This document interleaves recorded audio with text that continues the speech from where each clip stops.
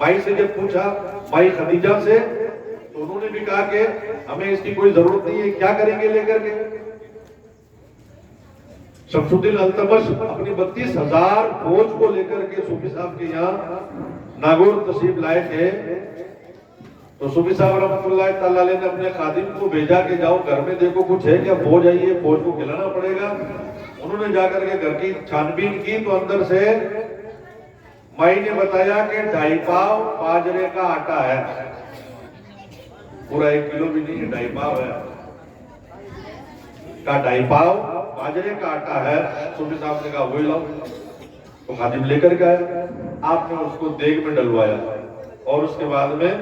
خادم سے کہا کہ اس کو پکاؤ۔ پکنے کے بعد پھر آپ نے فرمایا اب 32,000 فوج کو 2.5 پاؤ آٹا اور وہ بھی ان کے خاطر کے مطابق۔ صوفی صاحب نے فرمایا اب جو فوجی جو کھانا چاہے اسے وہی اس میں سے کھلاؤ۔ اب جس نے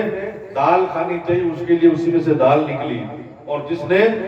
گوشت کھانا چاہا اس کے لیے اس میں سے گوشت نکلا، اور جس نے حلوہ کھانا چاہا اس کے لیے اس میں سے حلوہ نکلا، اور جس نے زردہ کھانا چاہا اسی میں سے اس کے لیے زردہ نکلا، اور 32,000 فوج شکم سیر ہو گئی۔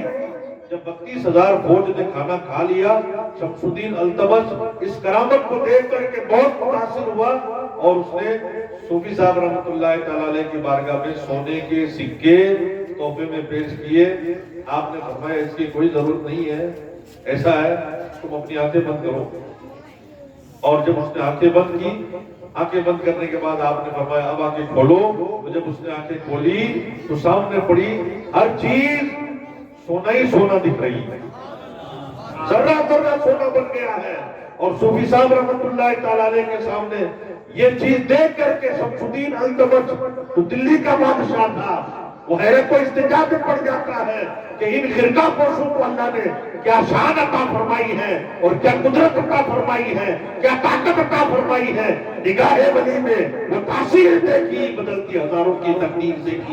نگاہ مرد مومن سے بدل جاتی ہے تقدیریں، جو ہو ذوق یقین تو کٹ جاتی ہے زنجیریں۔ اللہ والوں کو اللہ نے ایسی شان عطا فرمائی ہے، اور ایسا استغنا سرکار صوفی صاحب رحمۃ اللہ تعالیٰ علیہ کو اللہ نے عطا فرمایا،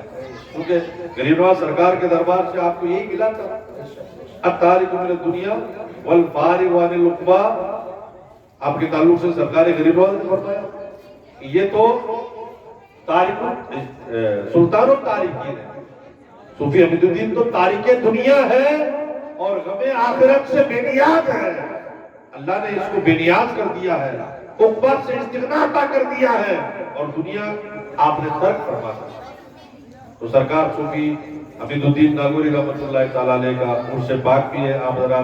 اپنے گھروں پر بھی فاتحہ خانے کا اہتمام کریں، اور آپ جانتے ہیں کہ صوفی صاحب علیہ الرحمہ کی فاتحہ بھی جو دال دلیے پہ لگتی ہے، وہاں پر گوشت کھا کے لوگ جاتے بھی نہیں، وہاں پہ آپ خود کھاتے بھی نہیں، اور اس کی وجہ یہ ہے کہ آپ چاہتے تھے کہ میری وجہ سے کسی جانور کو ذبح کیا جائے یا اس کی جان جائے، میں نہیں چاہتا۔ یہ ان کی اپنی آپ کرامت کہیں یا ان کا تقویٰ کہیں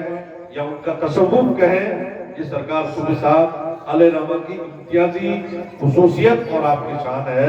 کہ آپ یہ چاہتے تھے کہ میری وجہ سے کسی جانور کی جان نہیں جاتی۔ حالانکہ گوشت یہ تو سید خانوں کا سردار ہے۔